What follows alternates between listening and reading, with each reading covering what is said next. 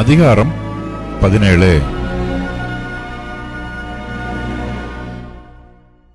என் சுவாசம் ஒழிகிறது, என் நாட்கள் முடிகிறது. பிரேதக்குழி எனக்கு ஆயத்தமாயிருக்கிறது. பரியாசம் பண்ணுகிறவர்கள் என்னிடத்தில் இல்லையோ? அவர்கள் செய்யும் அநியாயங்களை என் கண் பார்த்து கொண்டிருக்கிறது. தேவரீர் என் காரியத்தை மேல் போட்டுக்கொண்டு எனக்காக பிணைப்படுவீராக. வேறே யார் எனக்கு கை கொடுக்கத்தக்கவர்?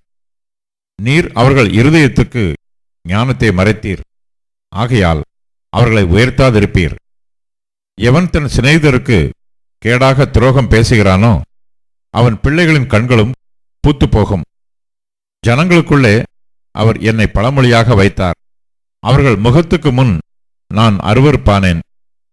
இது நிமித்தம் என் கண்கள் சஞ்சலத்தினால் இருளடைந்தது. என் அவயவங்கள் எல்லாம் நிழலைப் போல் இருக்கிறது. சன்மார்க்கர் இதற்காக பிரமிப்பார்கள்.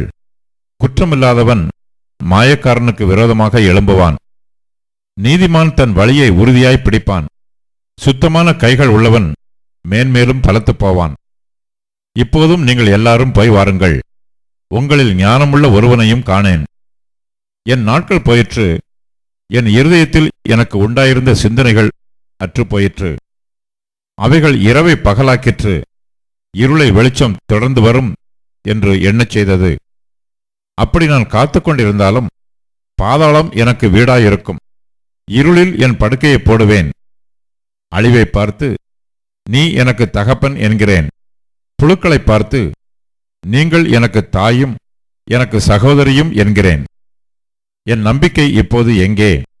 நான் நம்பியிருந்ததை காண்பவன் யார்? அது பாதாளத்தின் காவலுக்குள் இறங்கும். அப்போது தூளில் ஏகமாய் இளைப்பாறுவோம் என்றான்.